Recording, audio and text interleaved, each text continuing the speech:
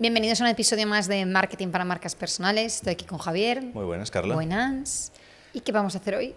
En verdad he dicho un episodio más, pero no es un episodio más. No, es el primer episodio de un cambio que vamos a hacer en el podcast para transformar un poco en podcast que sea más útil. Los episodios probablemente sean un poquito más largos de lo que estamos acostumbrados. Todavía haremos probablemente algún episodio que sea novedades de Instagram y cosas así. Pero lo suyo es que sean episodios más para pensar, lo que en inglés llaman el food for thought, que sea como alimento para el cerebro, para darle vueltas y pensar, vale, pues a lo mejor no estoy haciendo bien las cosas en el negocio o puedo modificar algo. Y en este vamos a hablar sobre... High tickets. Vamos a hablar sobre high ticket, sobre eso, cómo entendemos que hay una diferencia entre high ticket, que muchas veces pretendemos que nuestro high ticket sea un producto normal y no tiene que ser así, pero antes, si las personas quieren, si este episodio es como útil y quieren pues más lo que llamamos cambios de paradigma, alimento para el cerebro, se pueden apuntar a la newsletter que mandamos todos los días o casi todos los días, javierdesanpedro.com/email. Exacto. Todos los emails los mando yo, todos los emails los escribo yo. Carla, ahí de momento no toca absolutamente nada. Entonces, a lo mejor no todos los días llega un email, pero prácticamente. Y son todos útiles, bastante interesantes. Entonces se pueden apuntar desde ahí. ¿Y hasta aquí? Empezamos con el episodio. Exacto, tema high tickets y demás. Todo el mundo quiere hacer un high ticket. Bueno, han habido épocas, ¿no? Porque ha habido momentos en los que todo el mundo quería hacer un high ticket y luego hay momentos en los que, de hecho, ahora diría que estamos un poco en esa situación de yo no quiero un high ticket, yo no quiero vender tanto, no se puede, prefiero una membresía, prefiero un low ticket en automático y cosas de esas. Entonces es como un concepto que está ahí como muy en el aire, que tiene épocas en las que todo el mundo lo adora, épocas en las que todo el mundo lo odia. Como consumidor casi nunca lo quieres, como comprador, o sea, como vendedor a veces te parece maravilloso, a veces te parece fatal. Sí, es que hay como corrientes de pensamiento y hay personas que tienen mucho valor sobre otras y al fin y al cabo va todo un poco en ciclos. Entonces igual, ahora por ejemplo que está muy el tema de los judíos, no sé si estás muy puesto. He sentido porque pensaba que ibas a decir las membresías. El tema de los judíos, de Israel, de no sé qué, gente vale, a favor, sí. gente en contra, que eso ha sido un tema que ha sido recurrente a lo largo de la historia, que hay gente que se va a la época de Hitler, pero hay gente que se va más para atrás porque también pasó cuando los echaron de España, como son cosas que van cíclicas.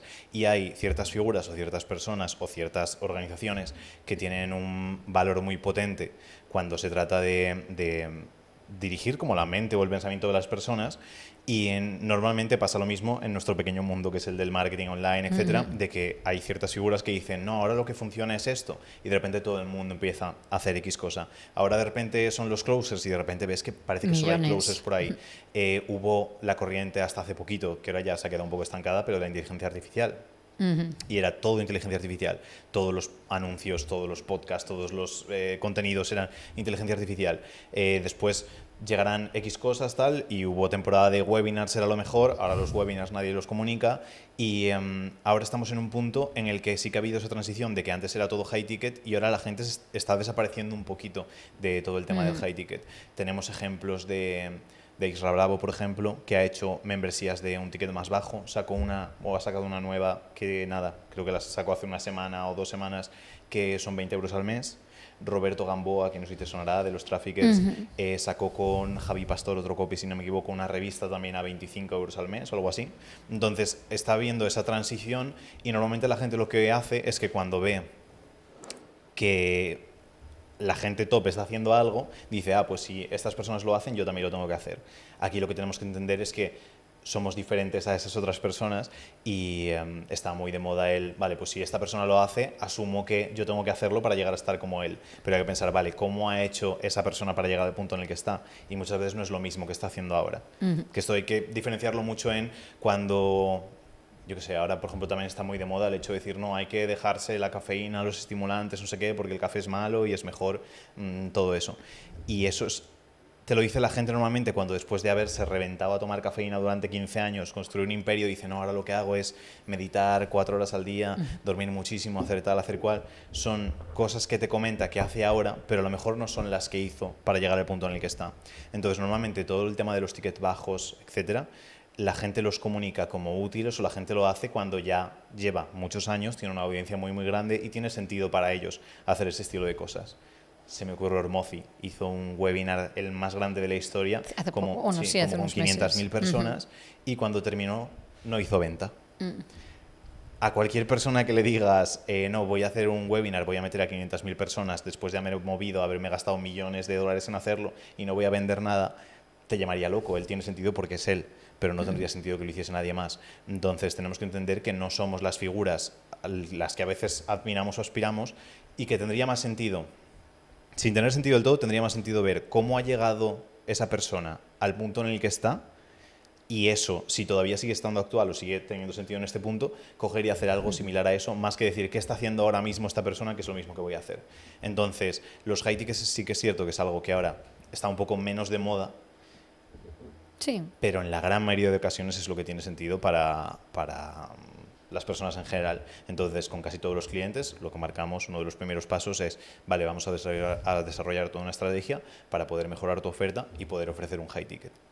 Sí, que muchas veces todo el tema de cualquier producto que vaya, o sea, al final es como las marcas, ¿no? Cuando intentas ir a volumen, o sea, las marcas comerciales me refiero, cuando intentas ir a volumen, a precios bajos, tiene sentido si tienes muchísima gente a la que puedes llegar por lo que sea, o sea, ya sea por trayectoria, ya sea porque es un nicho que nadie más está, ya sea por lo que sea. O sea, si vas a lo que va la gran mayoría y de nuevas, de alguna manera, aunque lleves tiempo creando contenido, pero que no eres el súper referente en tu sector, no eres un celebrity, no eres famoso como tal, seguramente no es la vía más cómoda porque, aunque parezca muy bonito pues, esto que decías de la revista, 25 euros al mes, vale.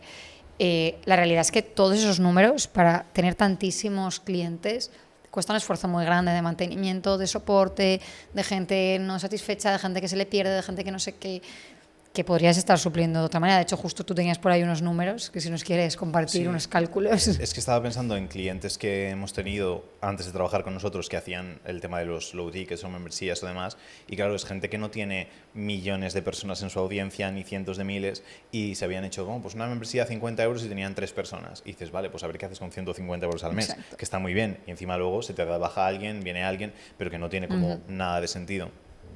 Entonces, el tema de los números es el hecho de que al final un cliente, nosotros diferenciamos, cuando alguien paga un low ticket le llamamos como consumidor porque no consideramos que llegue a ser cliente porque no hay esa interacción fuerte con nosotros, y si alguien dice, pues al cliente de 5 euros deberías tratarlo como al de 2.000, pues no tiene mucho sentido decirlo así. Entonces, hicimos el cálculo con un cliente, obviamente de los que más nos ha pagado, pero no el que más ni nada, pero que había pagado una cifra bastante redonda y lo dividimos, bueno, en su caso eran alrededor exacto, de 20.000 el número, euros, ¿no? Para el número sí, más exacto. Alrededor de 20.000 euros y luego la mayoría de los consumidores nos pagan nuestros low tickets, la gran mayoría valen 8 euros. Entonces hice el cálculo de decir, vale, ¿cuántos consumidores me hacen falta para igualar a ese cliente? Y eran 2.500 consumidores para igualar a un único cliente. Y puedes decir, ya, pero con el cliente has tenido que trabajar y con los consumidores, por ejemplo, que han comprado el libro, no hay que hacer nada. Y es, ya, pero esos consumidores, además de que obviamente los testimonios, casos de éxito, la realización que te da al trabajar con alguien, etcétera, no es la misma, esos consumidores te escriben emails, 2.500 personas, son emails de, oye, prepárame la factura para esto, oye, cámbiame este dato para no sé qué, oye, no puedo acceder a tal cosa. Es decir, hay ese sobrecoste. Pero que hacen falta 2.500 personas para suplir un cliente. Si de repente hablamos de, no, estoy llevando 10 clientes, te hacen falta 25.000 personas para suplir a esos 10 clientes. Y 25.000 personas es muy difícil. Y no se llega, o sea, no es que metas un grito y aparezcan. No, nosotros, es que habrá que hacer contenido, habrá que hacer anuncios, habrá que hacer embudos, habrá que hacer cosas. En 6 años llevamos creo que 13.000 o 14.000 consumidores y clientes en un montón de años y que no es fácil llegar a esas cifras. Entonces, que cuando a veces la gente plantea, no, con low tickets, con tal, muy, muy complejo. No, y volviendo un poco a lo que decías en el inicio, muy complejo además ahora en el que todo el mundo está haciendo low tickets. Que cuando los primeros empezaron a hacerlo, pues por ejemplo con el primer libro, fue mucho más sencillo comunicarlo, fue mucho más sencillo venderlo porque era algo como más novedoso. Cuando después todo el mundo se une a esa estrategia, es que no hay espacio para que se le preste tanta atención a todo el mundo como se le podía prestar antes. Entonces, al final se satura, porque eso, los que lo venden ahora es como, no, tú vendes tu low ticket y listo, en automático te entran... Bueno, al principio sí, llega un momento en el que si hay 800.000 low tickets para cada mini problema, pues habrá que repartir las ventas entre esas 800.000 personas. Exageraciones, ¿vale? Pero bueno, me entendéis que al final cada vez cuesta más, igual que la estrategia de los webinars se satura, igual que la estrategia de las membresías se satura, la estrategia de los low tickets también. Entonces, ¿qué tenemos en el lado opuesto? Dato. Dato de un reel que había el otro día que hablaban de cómo tenías que hacer el contenido en redes sociales y no sé qué.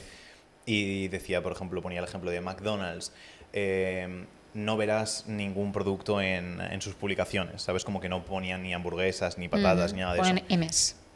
Nike, que apenas aparecía su producto en todo su feed. Coca-Cola, apenas aparecía todo el producto en todo el feed. Dice, ¿por qué venden? Dicen, tienen una marca y venden emociones. McDonald's te vende, no sé, creo que felicidad a Coca-Cola. McDonald's te vendía tiempo en familia, lo que fuese.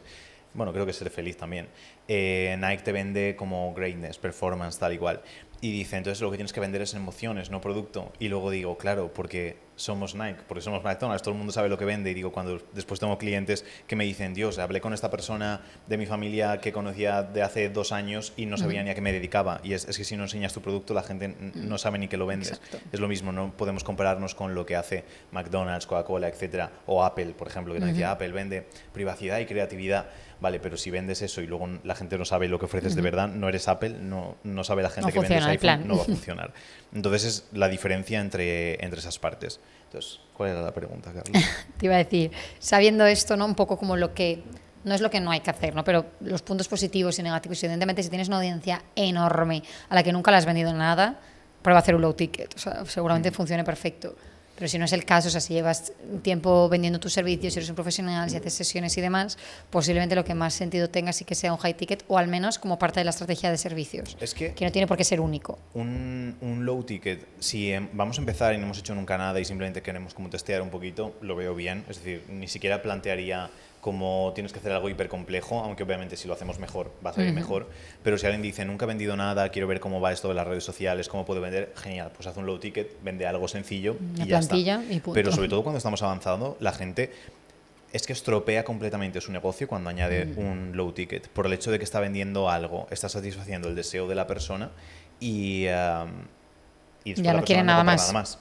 Y entonces es lo que hablábamos de antes, es que esos 2.500 consumidores que estábamos hablando antes, si le vendo un buen low ticket, pues 250 personas de esos 2.500 se pueden convertir en clientes que a lo mejor no valen esos 20.000 euros, pero que pueden valer perfectamente 5, 6, 7, 10.000 euros.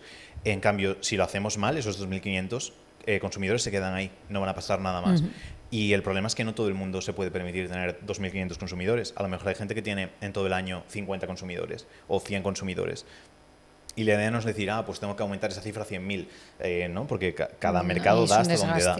Y si lo haces de manera estratégica con sus consumidores, pueden comprarte un low ticket y luego ascender a otras cosas, pero si lo haces mal, como lo hace la gran mayoría de personas, la gente se queda ahí. Entonces, si no tienes alrededor de un 10% de esa transición de personas que te compran un low ticket y pasan a un high ticket después, a un servicio, a convertirse en clientes, ese low ticket te está haciendo más daño de lo que te ayuda. Y esto nos pasó con el embudo del primer libro, del Existe tu negocio, que puse un mal low ticket como upsell o un medio ticket y después la gente tardaba muchísimos más meses e incluso había gente que no pasaba a los siguientes productos o a ser cliente de verdad porque se quedaba atrás o porque ya con eso le llegaba y no le hacía falta nada más o porque tardaba muchísimo más tiempo en consumir y pasar al siguiente paso. Simplemente lo que hice fue eliminar ese upsell, ese low ticket, y sin ese low ticket la gente se convertía en cliente mucho más rápido. Entonces por eso digo que a veces los low tickets pueden ser una carga o un lastre enorme que nos impide que la persona pueda pasar a los siguientes niveles.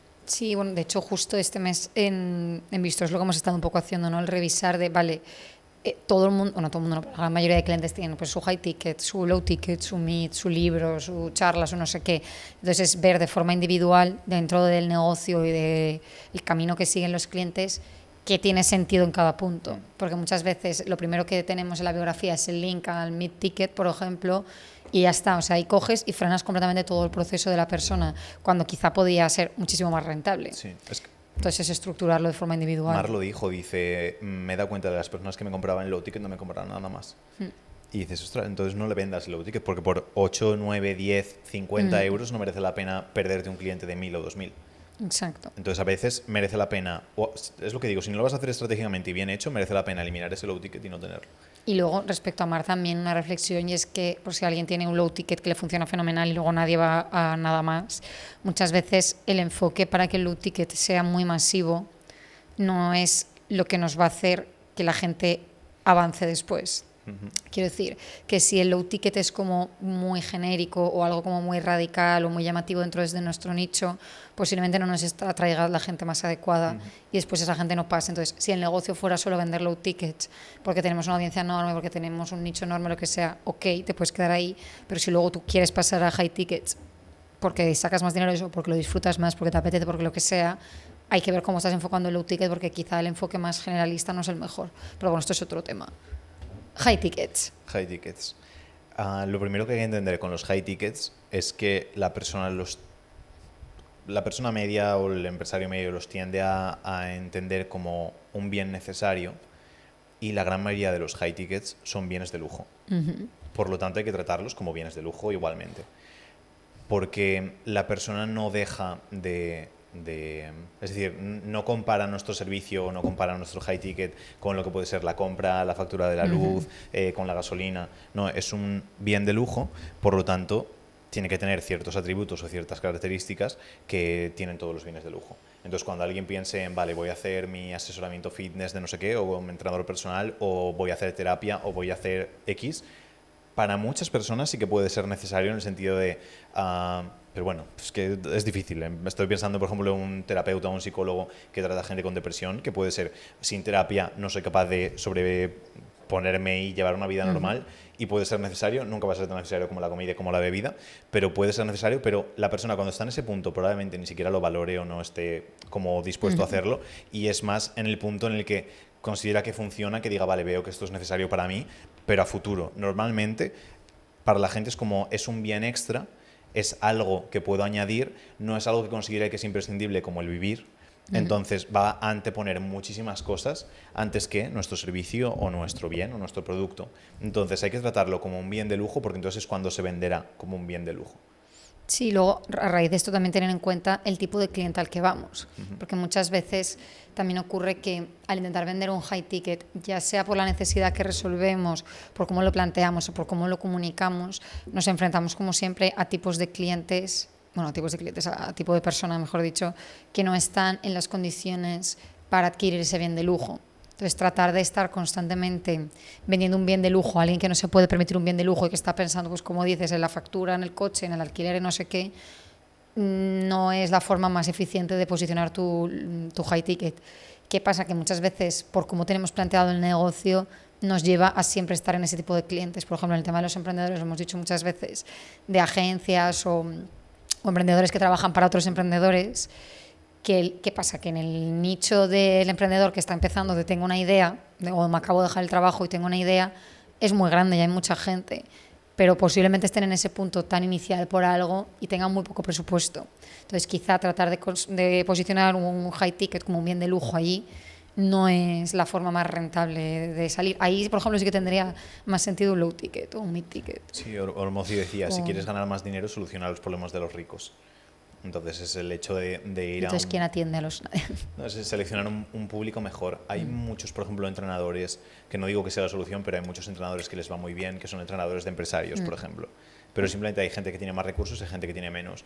Pero por eso una de las estrategias de low ticket es posicionarlo de tal manera que, uno, atraigas a la gente adecuada, pero dos, hagas que esa persona empiece a entender cómo de necesario es el siguiente paso. Exacto. Pero si no es lo que decíamos antes, compro algo de 5 euros y digo, vale, con esto es como suficiente.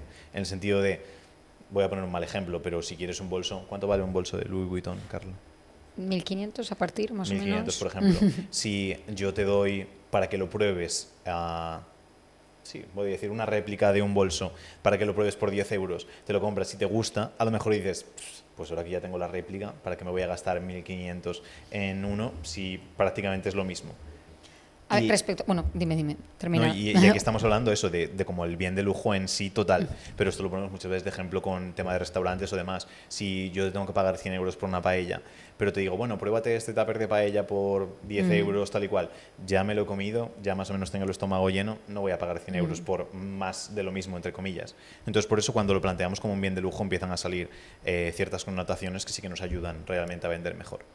Es que justo respecto a los bolsos y demás, estaba pensando que esta reflexión igual rompe un poco lo que estábamos comentando, pero bueno, que cada uno se la guarde o la meta donde le vea sentido.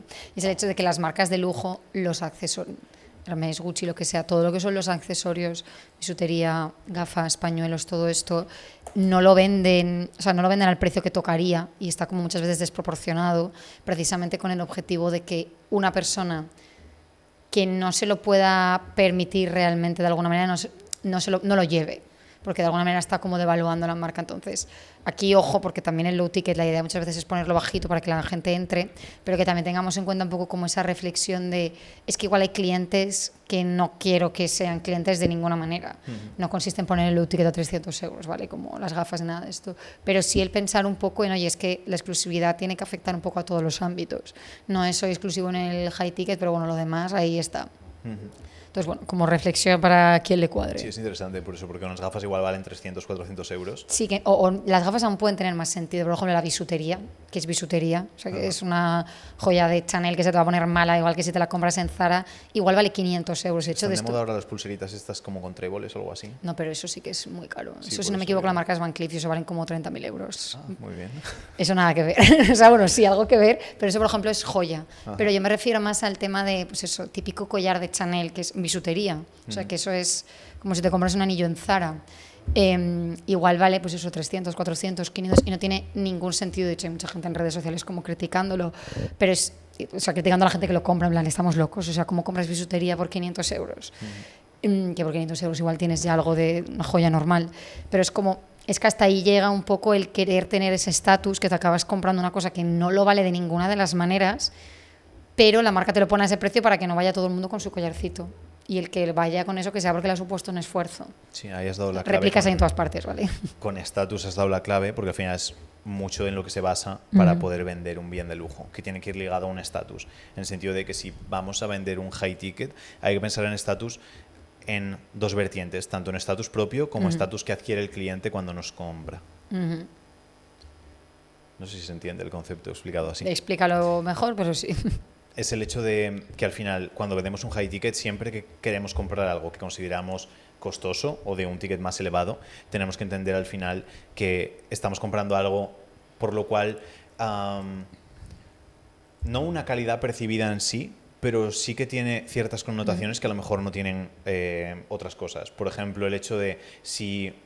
Y muchas veces, si nos damos cuenta, mucho de cómo funciona el mundo, hay ciertas etiquetas que te hacen ver que tiene sentido que esto valga X dinero. Entonces estaba pensando, por ejemplo, ahora de marcas de moda y demás, el otro día que fuimos de compras por Valencia Centro, todas las marcas de lujo están como en la misma calle. No porque esa calle sea la mejor, la que más gente tenga, la que más tal, es simplemente como que asocias que ahí las cosas van a valer más porque es donde están todas las marcas de lujo. Y puedes poner una tienda a lo mejor pones una tienda low cost y no te comes absolutamente nada, pero pones una marca que a lo mejor no reconoces, pero te gusta y asocias que está en esa calle y estás dispuesto a pagar más simplemente porque está ahí. Igual que una personalidad, una marca personal que haya trabajado su marca personal y tenga un estatus, tenga una percepción de valor alto, puedes pagar mucho más, pero siempre está el lastre, por ejemplo, que yo lo he vivido cuando era mucho más joven, de decir, pues no puedes, excepto si trabajas mucho esa parte de estatus, pero si nadie te conoce, tienes 18 años o tienes 19 años, no tienes como testimonios, no tienes background, no tienes parte de experiencia, trayectoria, y demás, etcétera, pues va a ser muy difícil vender un high ticket y vas a tener que hacer cosas previas para hacerlo. En cambio, pues una persona, muchos de los clientes con los que trabajamos, gente que tiene 20, 30 años de experiencia, tiene hasta cosas publicadas, tiene una expertise, una maestría real que está como en cifras, no nos cuesta nada cuando una persona se nota que tiene trayectoria y que le va bien, no nos cuesta nada que después funcione bien todo a nivel online, porque la gente está dispuesta a invertir más en una persona en la que considera experto. Pero todo eso hay que manufacturarlo, es decir, no es que de repente, hombre, puede llegarte de la nada después de 30 años, pero hay que trabajarlo, hay que tener una estructura, hay que hacer ciertas acciones para que sí que ese estatus aumente. Y cuando ese estatus aumenta, la gente está dispuesta a invertir mucho más. Y ese estatus se puede manufacturar falso desde el principio, que es como hacen la gran mayoría de gurús, que simplemente te doy la percepción de todo el tema de los coches alquilados, los Ferraris, no sé qué. Al final simplemente como acortar ese tiempo que necesitarías de experiencia o de trayectoria para garantizar que las cosas que estás haciendo están bien. Porque ahora puede llegar a alguien al que no conocen de nada y de repente vender a miles de personas un high ticket simplemente porque ha falseado ese estatus, que luego puede ser cierto o puede no serlo, pero la gente confía muy rápido en ese estatus. ¿Qué pasa? Que después, mucha queja que tengo a veces con clientes es que este tío se dedica a lo mismo que yo, sabe muchísimo menos que yo, tiene mucha menos trayectoria, tiene peores resultados con sus clientes, tiene todo peor que yo y después vende muchísimo más que yo. Y es porque ha trabajado su marca personal y ha trabajado su estatus para que su estatus, a pesar de que falsamente parezca mejor que el tuyo y no lo sea, la gente lo interprete como que sí y le compre mucho más.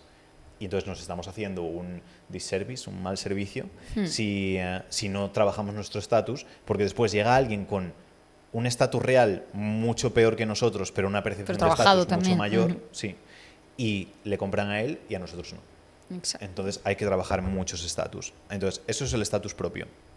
Pero luego también está el estatus que adquiere la persona cuando trabaja con nosotros, que eso hay 1000 formas de hacerlo y es un poco más complejo como para contar en un podcast, pero es un poco el sentimiento que tiene la gente cuando pues lleva ese bolso de Louis Vuitton, por ejemplo, que te transformas automáticamente y ya no eres una persona normal que va andando por la calle, eres una persona que lleva un Louis Vuitton colgado del hombro o del brazo donde llevéis los bolsos, Carla.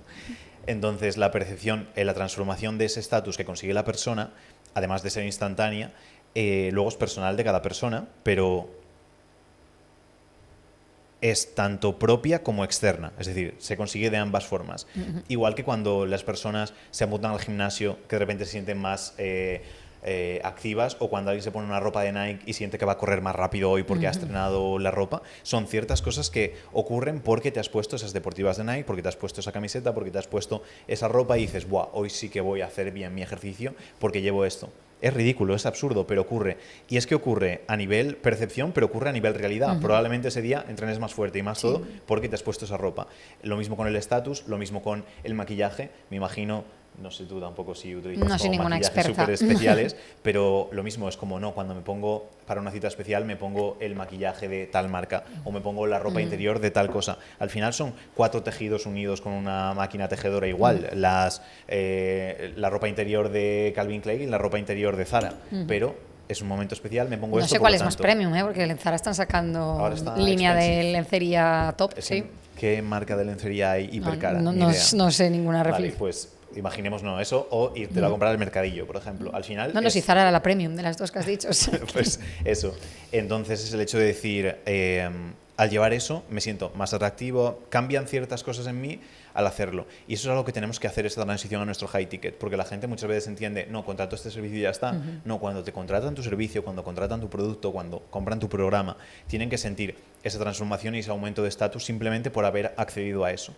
Y cuando lo haces de esa manera, la gente quiere porque quiere sentirse bien. Y al final estamos vendiendo pues ese bien de lujo. Y nos tenemos que olvidar tanto de esa venta tan súper lógica que tiene que hacer la gente, decir, no, ¿por qué le compran a él si yo tengo muchas más horas de contenido, si yo tengo muchas más sesiones, si yo tengo tal cosa? Tengo más años. Tal. Más años. No, la gente no valora eso. La gente te está tratando como un bien de lujo, por lo tanto quiere ese bien de lujo. Y va a dar igual, no vamos a poder competir con Louis Vuitton diciendo, no, es que mi cuero es más grueso. Vi el otro día una marca de ropa que decía, no, pero nuestras camisetas tienen un gramaje mucho más gordo, son de mejor calidad, que tal cual. Es que la gente no compra la ropa por el gramaje, la cantidad de algodón que tiene o cuánto pesa la prenda. No, le da igual, lo que quiere es saber, vale, cómo se traduce eso a nivel de mi estatus o de mi transformación. Y cuando lo consigues con eso, las ventas pues fluyen muchísimo más fácil y todo mucho mejor. Vale, y ahora, para cerrar, dar un poco de ejercicio de reflexión, digamos, mencionamos si te parece alguno de los errores más habituales que suelen haber en high ticket, aunque bueno, ya de todo lo que hemos dicho se pueden sacar bastantes, pero un poco de ideas generales de cuáles son los principales errores que vemos que la gente comete en sus high tickets. Vale, el principal, uno de los más grandes que veo, es el hecho de que el formato en el cual vendamos algo va a limitar muchísimo el precio que vamos a poder ponerle. Vale. estoy pensando en un ejemplo como... Sé que hay excepciones, entonces que nadie me diga, no, pues justo hay algo que sí que vale X. Pero, por ejemplo, estamos pensando, vale, lo que comentaba antes, por retroceder un poquito, vale. lo de la calle de Valencia, donde están todas las marcas de lujo, hablaba de que hay ciertas claves que hasta imponen organizaciones o la sociedad en sí para diferenciar y distinguir esto puede ser high ticket y esto no puede serlo, por ejemplo. Entonces, en los restaurantes pasa con las estrellas Michelin, donde hay una estrella Michelin, entonces ya asocias X cosas al restaurante porque se supone que te fías de eso, y ya normalmente cuando un restaurante recibe estrella Michelin, lo primero que hacen es el año siguiente subir los precios, pero ya la gente asocia que puede pagar más porque es una estrella Michelin. Entonces, esto hay 1000 ejemplos al respecto y cómo lo podemos utilizar al negocio, también hay cosas súper chulas. Pero esto, cuando lo dividimos al tema del formato, ocurre por lo mismo, porque la gente asocia que X cosas tienen un precio y otras no. Entonces, un restaurante de hamburguesas, sé que hay hamburguesas de 100 euros o 100 dólares o lo que sea, y que seguro que en Dubái hay la hamburguesa de 1000 dólares o lo que sea, pero hay ciertos formatos que, por mucho que las hamburguesas se hayan vuelto gourmet y la gente diga que es una locura pagar 20 euros por una hamburguesa, son 20 euros. La gente no va a asociar de normal decir voy a pagar 100 euros por una hamburguesa. No ocurre en el inconsciente. Pero después, la gente no ve tanta locura pagar a lo mejor 30 euros por un plato de sushi o por un carpaccio o por algo de ese estilo, porque ya tiene la asociación de que es mucho más caro el formato de ese plato. Y estamos hablando dentro de un plato. Ahora, si nos vamos dentro del restaurante, lo mismo, por un sitio de comida rápida, por mucho que ahora haya comida rápida gourmet, asocias que puedes pagar X cantidad. En cambio, simplemente cuando un restaurante tiene estrella Michelin, cuando un restaurante es restaurante de manteles, cuando tienes mantel de tela, ya la percepción de cuánto puedo pagar por esto, puede ser un high ticket, ya es mucho mayor. Tengo 2 estrellas Michelin, puedo cobrar más. Y entonces, de repente, en un restaurante que jamás un restaurante puede pensar voy a cobrar 300, 400 euros por comensal, de repente tiene 2 estrellas Michelin, una estrella, y es 300, 400 euros por comensal, está bien, es lo normal. Igual que un restaurante, por el formato de ser un restaurante de playa, puede cobrar mucho más. Entonces, hay X formatos que ya asocian cuánto podemos cobrar. Por ejemplo, un libro. Yo siempre pongo el ejemplo de los libros, de un libro puede costar entre 10 y 20 euros. Más de 20 euros es un libro caro. ¿Hay libros que pueden tener información que puede valer decenas de miles de euros? Sí. ¿Te va a pagar alguien 400 euros por un libro? No ocurre. ¿Cuándo cambia esa mentalidad a nivel formato? Cuando el libro es de universidad. Si el libro es de universidad, la gente puede pagar 50, 60, 80, creo que he llegado a ver libros hasta de 100 euros de universidad. Y vale que ya el formato cambia porque tiene que ser gordo, simplemente por validar eso, pero al ser libros académicos asociamos que podemos pagar mucho más por ellos. ¿Va a pagar a alguien 500 euros por un libro? No. Aunque sea académico, no se va a pagar. 600, 700, no va a ocurrir. ¿Va a pagar 2.000 euros? No va a ocurrir. Entonces, el formato del libro ya nos condiciona a decir mi producto puede valer máximo 20 euros. 25 a lo loco si es muy gordo o tengo muchas cosas, pero nunca vas a poder vender un libro. Por mucho que digan, no, pues yo vendí un libro no sé qué a 200 euros. Sí, me da igual, Perfecto. Es una excepción que no cuenta. Pero estás limitado a que si haces eso, tienes el formato de libro en un límite en 20 euros. Si hacemos un curso, por ejemplo, los cursos antes podían valer más dinero, pero luego llegó Doméstica y democratizó, o empezó a haber más oferta, tal y cual, y al final es oferta y demanda. Entonces los cursos se posicionaron en un máximo de alrededor de 100 euros. Más de 100 euros por un curso ya es súper raro y ya hay que probar como unos nuevos formatos, hacerlo, etc. Y esto luego se pasó al tema de los infoproductos, cuanto antes se podía vender cosas de 5.000, de 10.000 euros y la gente entendía que valían así, pero ha habido que ir modificando y transformando todo eso, y ya muchas personas no asocian que puedan pagar un high ticket por muchas de las cosas que se venden.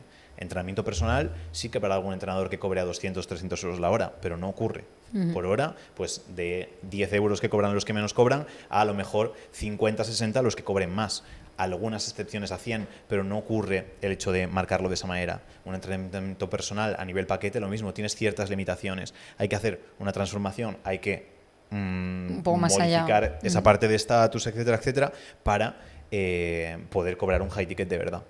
Exacto. Entonces, uno de los mayores errores es el hecho de seleccionar un formato para nuestro servicio que nos limita a nivel precio. Y esto lo hemos hecho con clientes decenas de veces, que simplemente cambiamos la percepción del formato sin cambiar nada. Solo cambias la percepción del formato y ya de repente se puede cobrar un precio mucho más elevado. Sí, porque al final cada uno está en un nicho y estás como muy definido por lo que es habitual en el nicho y cómo se trabaja en el nicho. Entonces, desde ese punto cuesta mucho tanto pensar distinto como ofrecer algo distinto, más allá de, pues sí, subo el precio, claro, pero es que, pues por ejemplo, se me viene a la cabeza Tony, que era profe de clases particulares, o las clases particulares tienen un precio. Como dices, pues igual si te la da un chaval son 5 euros y si te la da un profe igual son 30, pero ya está. Pero o sea, de ahí, 30 ya... y 30 tiene que venir el profesor propio a dártela. Y aún así es mucho, ¿no? Pero que al final sabemos que jugamos en algo. Vale, ese es uno de los problemas. Y yo considero también que uno de los problemas que hay muy habitual en high tickets, sobre todo cuando en un inicio decimos, venga, vamos a montar el high ticket, es el tratar de incluir todo lo que tenemos. Máxima disponibilidad, máximas sesiones, máximo material, máximo todo. Y aquí, volviendo un poco al inicio de lo que tú comentabas, evidentemente tiene que haber cosas, ¿vale? Pero volviendo un poco a esa idea de que es un bien de lujo, si yo estoy comprando un bien de lujo, no quiero cosas innecesarias. O sea, quiero lo más top, lo más necesario, lo más exclusivo, lo más imprescindible para sentirme genial por ir con este bolso en la calle. No me hace falta todo el kit de cosas que no aporta lo que tiene que aportar. Entonces aquí está un poco el trabajo de ver qué es necesario, qué no, qué es útil, qué resulta atractivo, porque hay veces que intentamos quitar cosas que aunque no sean súper necesarias sí que son un motivo de compra. Entonces hay que ir con cuidado con esto, pero que no pensemos que high ticket es sinónimo de añadimos todo. Volviendo también al ejemplo de las estrellas Michelin, un restaurante es estrella Michelin no porque tenga una lista interminable de platos, ni porque tengas a la persona sentada 3 horas sin parar de comer. Tiene lo justo y necesario, medido con los tiempos perfectos, para que digas, me ha valido 400 euros. Sí, no va a ser el mejor restaurante el que en vez de 10 platos te ponga 20, por decir, o voy a tener más, o porque en vez de tener un camarero para tu mesa tengas 5 camareros al lado.